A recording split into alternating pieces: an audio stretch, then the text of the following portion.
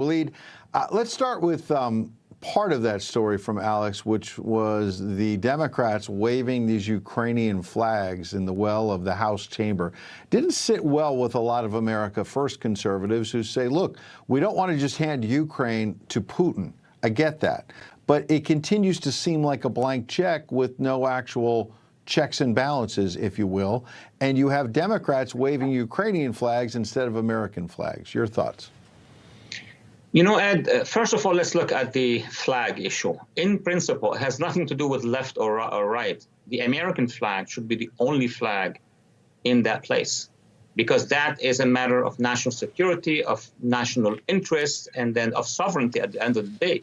Imagine that with time, we're going to start, there will be members who will fly the Gaza flag or the jihadi flag or some other nationalist flag. So that has to be resolved by itself. You cannot go and become more monarchist than the monarch in that case. Number two, I think there is a middle way that we have not tried. The debate is always between, surrendering Ukraine to Putin, to Russia, etc., on the one hand. And the other one is keep sending money with no plan. We don't know how sending billions and billions of dollars to Ukraine will actually end that war. And it applies also to the euros from Europe. Basically, what should be considered are two things. Number one is that Ukraine should be protected and protected by itself. We have ensured this. On month 5 of the war in 2022-23, we were able to secure this status quo. Kiev will not fall to Russia. And that should be our policy. So it doesn't cost that much.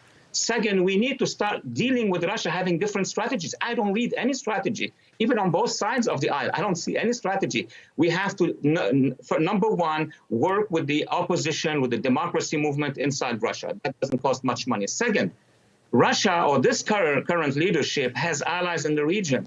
One of these allies is Iran. So you start putting pressure where it is possible to change things. Instead of sending $70 billion to Ukraine, you send $10 billion, $20 billion to Ukraine, and $1 billion to the Iranian opposition. You get rid of that regime, and Russia will have to negotiate at this point in time. I don't think we have such architecture of strategy in the White House. Incredible. So then how could the Speaker of the House, who's a Republican, approve this money, allow it to go through without that strategy? Again, I get what you're saying. There should be some middle ground between we're just handing it over to Putin and we're writing a blank check. Where was the pressure from the Speaker of the House to say, it's been 2 years, Biden administration, what is the strategy with this money? Because I've heard you say it. I've heard Blaine Holt and Tony Schaefer say it.